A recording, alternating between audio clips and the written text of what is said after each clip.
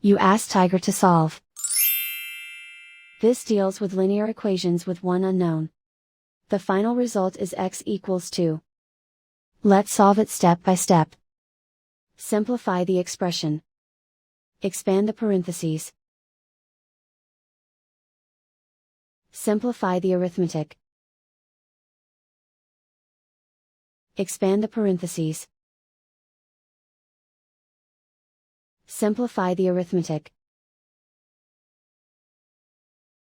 Group all constants on the right side of the equation.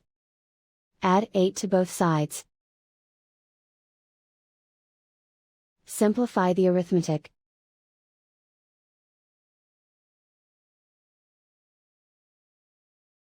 Isolate the x.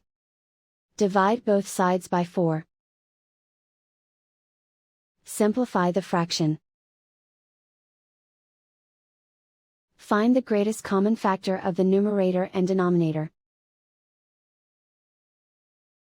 Factor out and cancel the greatest common factor. And so the final result is x equals 2.